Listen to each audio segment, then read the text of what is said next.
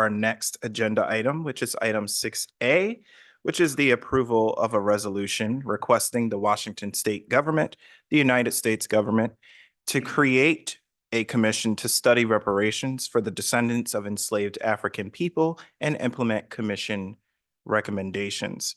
And presenting this evening is Susan Grisham, the assistant to the city manager. Good evening, Susan. Good evening, council members. For the record, I am Susan Grisham, Assistant to the City Manager, and I'm here this evening in follow-up to the referral that was presented on August 13th by Mayor Payne with support from Mayor Pro Tem Nguyen and Councilmember Vanderpool, which is a study of reparations for the descendants of enslaved African people. The City Council supported moving this referral forward, and tonight you will have before you a resolution supporting reparations for the descendants of enslaved African people based on the direction of the referral. So before I discuss the referral, the resolution and its actions, I'm going to speak to the legacy of Charles Mitchell, whose story was only discovered in the past several years and has a direct connection to Olympia. Charles Mitchell was born into an enslaved family on a plantation in Maryland in 1847. At age 5, Charles became a wedding gift. He was given to James Tilton, a veteran, a surveyor, and in 1853, a political appointee to the Washington Territory. Tilton and his family moved to Olympia in 1855, bringing Charles with them. They lived in a home on Columbia Street between 9th and 10th Avenues, and Charles was a familiar presence in the Olympia community. He frequently ran household errands, was training to become a steward and cook, and served at dinners and parties in the Tilton home, which was a social and political center in town. Charles attended school and church locally. In 1857, the U.S. Supreme Court rendered slavery legal in the territories like Washington, but was illegal in the British Empire, including Victoria. When Charles Mitchell was about 12 years old, he was approached by two African-American men from Victoria, BC, one of whom had briefly lived in Olympia. Slavery was illegal in Canada, and Victoria had a thriving Black community. These men encouraged Charles to escape freedom with their help. In September 1860, Charles took them up on their offer, stowing away on a steamship headed north to Victoria. He was discovered on board before arriving in Victoria and was nearly returned to enslavement in Olympia. His plight became an international incident that was reported in newspapers all down the West Coast. And Tilton's protest went as far as the U.S. Secretary of State. Legal maneuverings by a supportive community in Victoria secured Charles's freedom, and they welcomed him in. Charles Mitchell's legacy includes being the first and only enslaved fugitive to travel from Washington Territory to the Crown Colony of Victoria on the Puget Sound Underground Railway. His story offers a window into our shared past and the complicated political and social dynamics that shaped the life of this one brave boy, this community, and this nation. So before we discuss the resolution, it's important to define the term reparations and what it means. There's a misconception that reparations only refers to cash payments, but the definition is a little broader and a little more nuanced. So reparations is a process of repairing, healing, and restoring a people injured because of their group identity and in violation of their fundamental human rights by governments, corporations, institutions, and families. Those groups that have been injured have the right to obtain from the government, corporation, institution, or a family responsible for the injuries that which they need to repair and heal themselves. Such rights to obtain include, but are not limited to, direct cash payments, land, housing, college education, and healthcare. So the referral that was put forth on August 13th included the following proposal to address reparations. Draft a resolution calling on the state legislature, governor, Congress, and the office of the President of the United States to create state and federal commissions to study reparations for the descendants of enslaved African people. Research other cities that have taken similar action.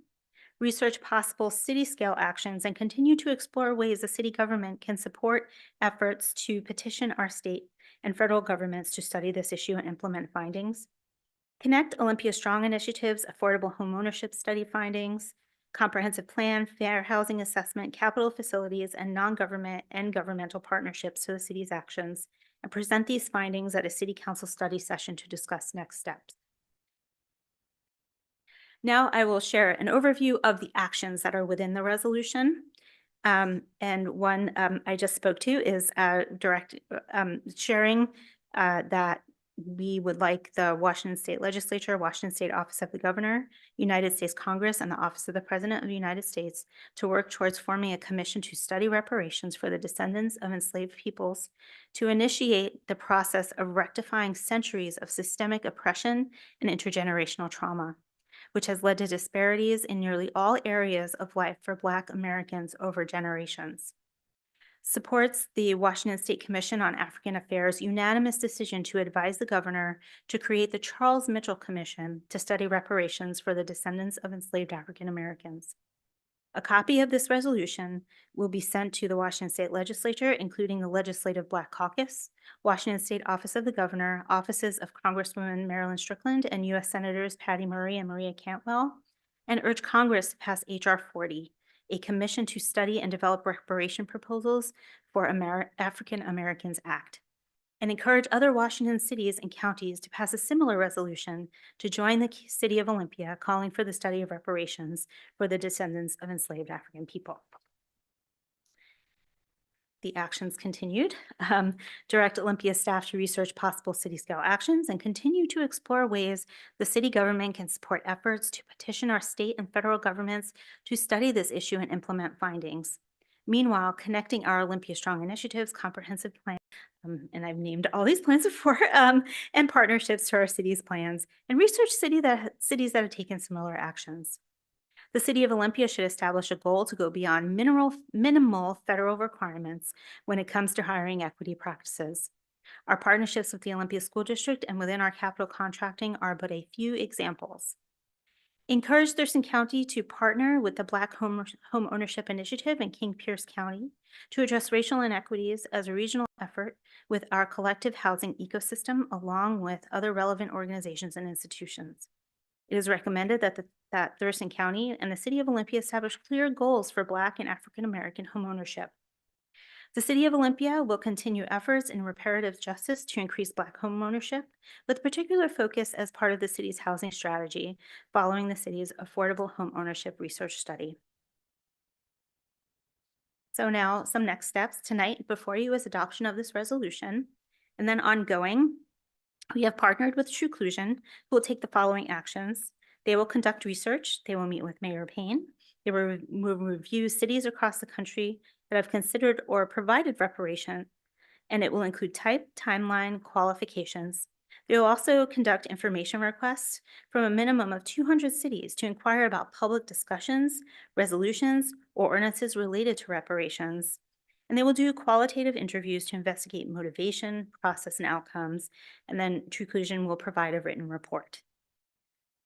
So to be scheduled is facilitate discussions by Truclusion with staff to determine connections to all of our plans and all of our city partnerships with plans. And then there will be a city council study session to present the findings from other municipalities and current city initiatives and programs connected to reparations and assess the scope of a study session based on findings. We may need additional meetings or a different format to cover all of the city initiatives. And then we will also discuss next steps and approach after those findings are presented. And with that, I'm happy to answer any questions. Thank you very much, Susan. And I just want to thank you for your work on this, as well as Debbie Sullivan, our assistant city manager, who, when I brought this referral forward, immediately stepped up and just took it on. And so I appreciate you both for the work that you've done to get us here. And I also just want to thank my council mates who are my co-sponsors on this referral, Mayor Pro Tem Nguyen and Councilmember Vanderpool, for their work. They really offered some quite a bit of substance to the resolution in terms of specific actions that we would like to see us explore here at the city. And so I thank you both for those contributions. I'm staring at a illustration of Charles Mitchell here on the cover of the book Free Boy, which is a true story of a slave and master. And this is his story here in Olympia. And I'm thinking about how we don't know what he looked like. We can only just go off of what this illustration is. And I'm thinking about it's a pinch me moment to be sitting here, um, following his legacy and so many generations between us. Um, and I'm really moved. Um, so let me get myself together so I can talk about this. Um, the reason I brought this resolution forward is because actually it's kind of related to the conversation we had the last time we had a meeting, which was around our legislative agenda and whether or not we should have items on the legislative agenda um, that speak to our values and how practical should we be on that legislative agenda. And I'm not naive to the fact that this is a very tall order, what we're asking the US government to do, what we're asking the state of Washington to do. But that doesn't mean that we shouldn't speak to our values of who we are as a city, who we are as a community. And so, um, nevertheless, despite the fact that the incoming presidential administration and the incoming Congress, that this is very, very unlikely to be considered seriously. And I do just want to hold space for that and acknowledge that because that is a reality. But it doesn't mean that we shouldn't speak to the fact that the United States government has a debt to pay to the descendants of enslaved people, African people. And the reason for this is because, we often hear the question, well, why is this important? None of us alive today own slaves. You didn't contribute to the work to build this country, so why should we be doing this and why should we care? And the question is simple, or the answer is simple rather, which is that slavery lasted about just as long, at least officially on the books, as long as this country has existed. So can you imagine that just about nearly 250 years? And to think that somehow we are not, that we're so far beyond that, and that is no repair that needs to be done after 250 years is just not to acknowledge the intergenerational trauma collectively that Black Americans have faced in this country. And the fact that we have such disparate numbers in all areas of life, whether it be housing or education or medicine or any of those areas, is just you either believe that that is the result of a government that has intentionally and systemically done this to a people, or you believe we're inherently lazy. And I tend to think it's the first. I think this is the result of years and years and years of systemic oppression by the United States government. And the city of Olympia is also complicit in that. For example, with the housing restrictive covenants that are on the books that you can find, right? And the story of Charles Mitchell is a very important and significant one because it shows that slavery did find its way to the Pacific Northwest and it did exist here in Washington. I think sometimes we talk about it as if it was just in the southern states and in the eastern part of the country, but it was very important for the Commission on African American Affairs to use his name to tell Washingtonians that it did in fact exist here. And here's Charles Mitchell's story.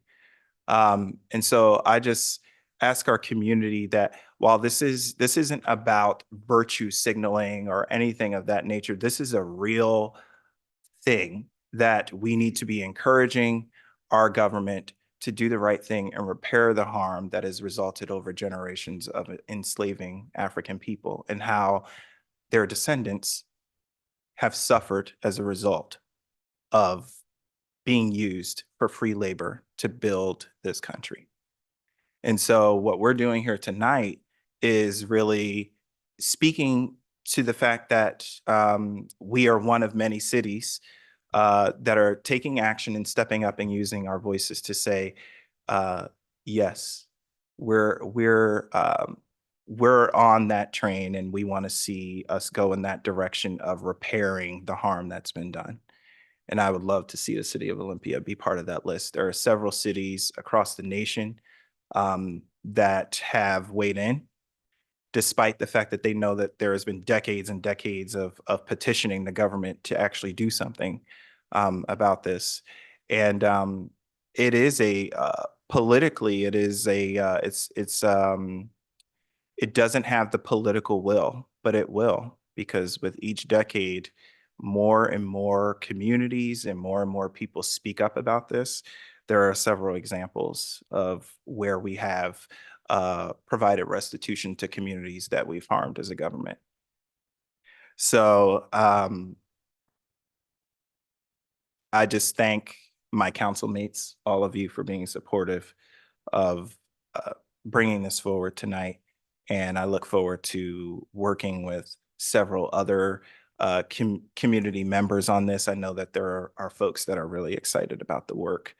Um, and I'll share more in a bit, but I feel like I've done a lot of talking. So I will turn it over to my colleagues who co-sponsored this resolution for comments. Mayor Pro Tem Nguyen, followed by Councilmember Vanderpool. Thank you, Mayor. I think you said it. You turned it over for comments. I think you said it. I will share though that I'm just so glad to see this on our agenda tonight. It's absolutely past time for this. And I'd shared this with you before, just in our discussions early on is it'd be weird if you didn't do this. It'd be so strange if we had the first Black mayor and this wasn't an item. It's absolutely something that should have been a long time ago. With the mayor of any race or any council. So I'm very glad to see this. I am honored to have worked alongside you and Councilmember Vanderpool. It's clear that everyone really dug in. It's actually it was hard to get it, the resolution down to, there's just so much that happened in history. There's so many reasons for why this is necessary that, it was tough not to say more and just add more, for people to really understand. Um, and each one of us, not only dug in, but we're really, really firm on not wanting to just have it be a piece of paper, not wanting to do what you had just said, virtual signaling, right? And saying that other level of governments needed to take care of this, even though we knew that for it to really, really be as impactful as and real as we want it to be, it would be the federal level that needs to do this. So along with, a definition of what reparations is and the story of Charles Mitchell, we also heard tonight city staff share about what the city of Olympia is going to be doing, even on this local level, even in a somewhat small city.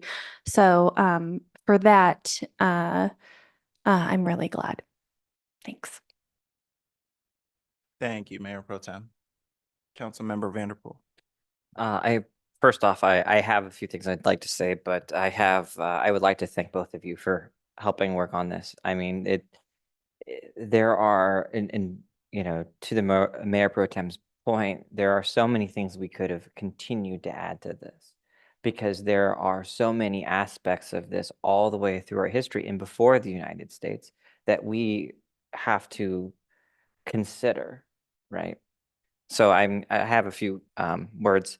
So the thing you ask yourself is, why now with everything else going on in the world? Why work on this? I mean, to me, it's very simple. We have neighbors, brothers, and sisters throughout this nation who live every day in the shadow of economic disparities, lowered quality of life due to the long-term effects of slavery, Jim Crow, and redlining, just to name a few.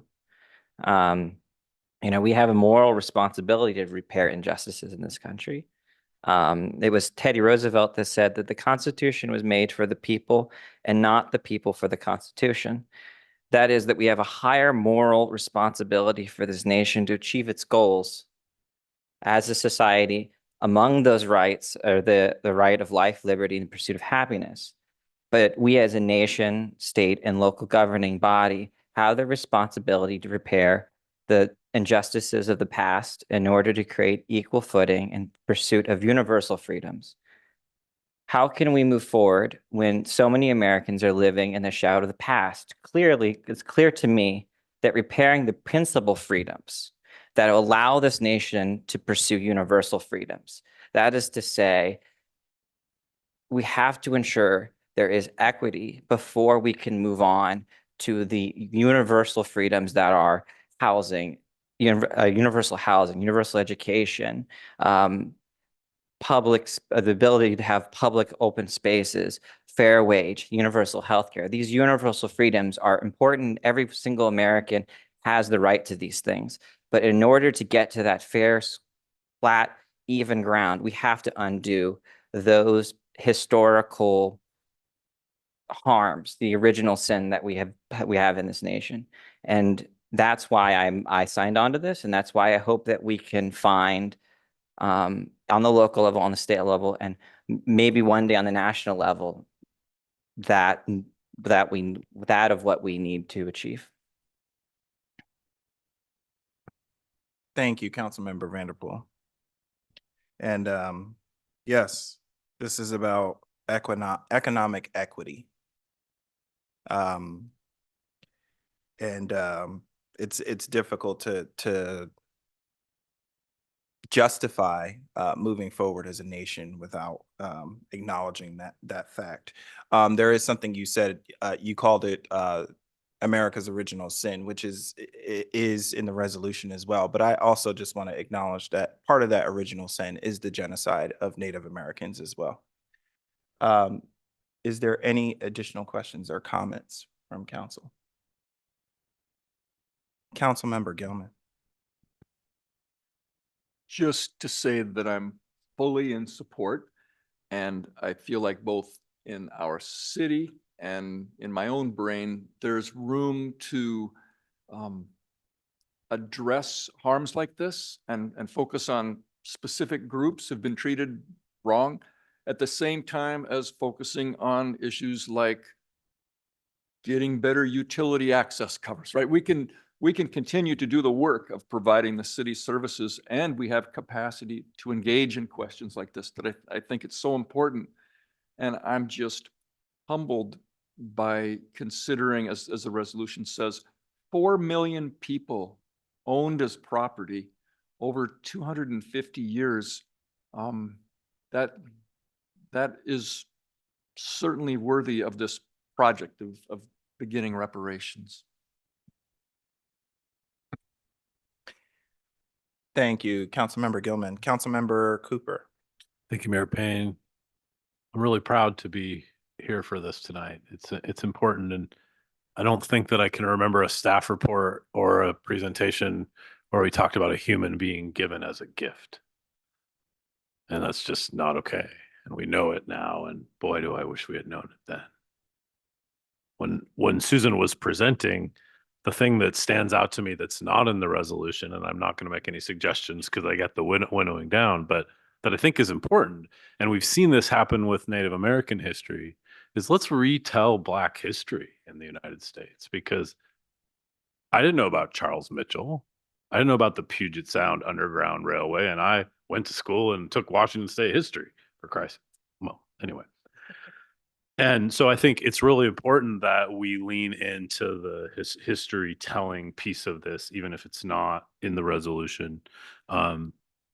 Because like everyone said, we have permanent damage from slavery that's continued a feudalistic system in the United States, which I wouldn't have been able to say if my kid in 7th grade wasn't learning about feudalism, and I now was reminded what it was in the recent weeks. But really, that caste system that has stuck with us since slavery, and not only permanently damaged outcomes for Black descendants of slavery, of people who were owned, but of every Black person that's come into this country since, because they've been put into that pile, if you will, of inhuman or other or different. And so I think that's the unwritten side of what we're trying to address is a cultural system that's not just the institution that you're talking about that needs to pay reparations, but all of us sitting at home not willing to examine what's inside here in our heart. And city council forces us down that journey, I think, in some ways and different ways. And so I'm glad to have been able to be here to go through that myself. But let's tell the history in the right way. And then I also wondering, like, if True Inclusion's going to call and check in with 200 cities that have had conversations, should we not also ask them to join the mayor's council on reparation? Because I think the ask should be, will you coalesce across the country with us so that we can actually have a unified voice? And I'm not saying that Susan has time or resources for that, but if we just ask the question, maybe there's other funding that could support a conversation like this, or volunteers who care so much that they'd be willing to convene and bring people together across the country. Because you said that maybe someday we'll have the political will. The political will is there and people aren't listening. I mean, the outcome of the election is actually partially that political will. So I hope that the new Congress will listen to the voters again next year, because it's time for change. So thank you, Mayor. Thank you, Councilmember Cooper. Thank you. It's a great suggestion. Whether or not it's feasible, there are different communities that see reparations in different ways with, how should it be compensated? There's different perspectives about that. There is a professor that has come up with a specific figure for what each and every single descendant of an enslaved person should receive as compensation, which is something I think that makes it a little bit more tangible and easier for the government to address. And so we're well on our way. In fact, Evanston, Illinois is the first city in the nation to actually implement a reparations program, where they have used the tax revenue generated from cannabis sales to pay the residents of the city. So local governments are watching this because they have been sued under the 14th Amendment, under the Equal Protections Clause, that they cannot provide reparations to specific community members based on their race, which is why it's so important to say descendants of enslaved people. So it's not just about the color of your skin. And on that point, I also want to add that, when it comes to economic equity, paying reparations will stimulate our economy. It's very similar to the way that a stimulus check works, right? From the US Congress. And so it's not about just Black Americans that will ultimately benefit from this, but it's ultimately all Americans who will. By repairing that harm and stimulating and lifting up our Black community members to create businesses and new jobs and educate our children and so on and so on. And so you can imagine all of the benefits from addressing this harm. So with that, I do have a pretty wordy statement. And I say wordy in a good way because I appreciate Councilmember Parsley's willingness to write a statement. She's excused this evening, but she did want to offer her thoughts on tonight's resolution. And so I'm going to read her statement that she provided this evening. So she says, "Hello, I want to express my support for the reparations resolution despite not being able to attend today. I want to start with a thank you to the mayor, and he was willing to read this statement for me. I also want to thank our mayor for championing this resolution and thank our Mayor Pro Tem Nguyen and Councilmember Vanderpool for bringing this resolution forward for consideration by council. For me, there are so many reasons to support this resolution. Many of these reasons are very well laid out in the language of the resolution. I would like to highlight a few that bring this home for me. First, as an equity analysis of this resolution states, the city of Olympia has committed itself to diversity, equity, and inclusion, and to become an anti-racist city. Work that will require removal of barriers that impact all marginalized communities. Many of these barriers, but not all of them, stem from a gross income inequality that exists in our country right now. An income inequality that is far more likely to impact our African American community and other marginalized communities than white communities. Additionally, our city's commitment also states that we must not only reduce barriers, but we should work to repair harms committed. As this resolution states, seeking a study and a plan for reparations completely fits with our city's stated policies and commitment to all of our community. Second, we have been dancing around reparations and fully acknowledging for far too long harm that is done to the ancestors of our current African American communities and to these communities. It has not been just 400 years. It has actually been nearly 500 years, where we started bringing slaves, as the resolution states, in the 1500s, and this beastly and harmful forced immigration into slavery continued for nearly another 350 years. We then theoretically stopped slavery with the 13th Amendment in 1863.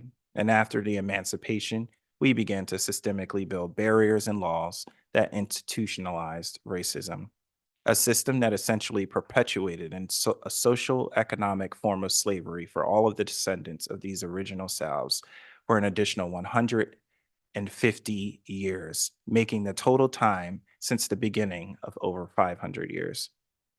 For me, this is way too long. It is way overdue to start a conversation about reparations with a fully funded study.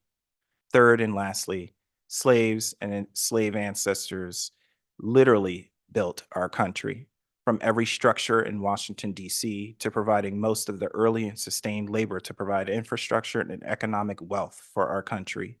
We owe a debt to all African Americans who share ancestors that were slaves.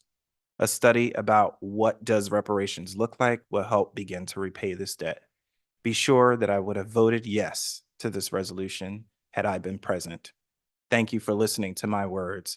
And again, thank you to Mayor Payne for bringing this forward and reading my statement. Thank you, Councilmember Parsley. Any additional questions or comments from the dais? All right, seeing none, I entertain a motion from the Mayor Pro Tem.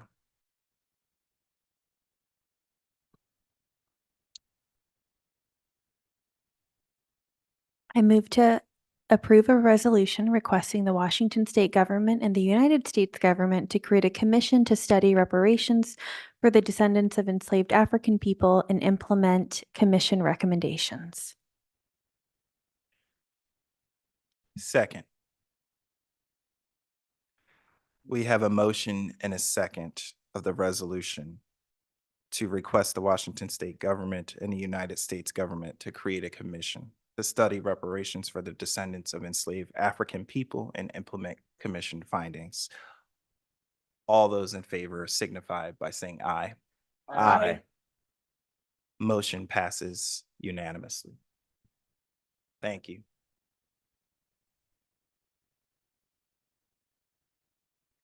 Thank you very much. And I had prepared to read some language from the resolution, but I think we've gone on for quite a bit.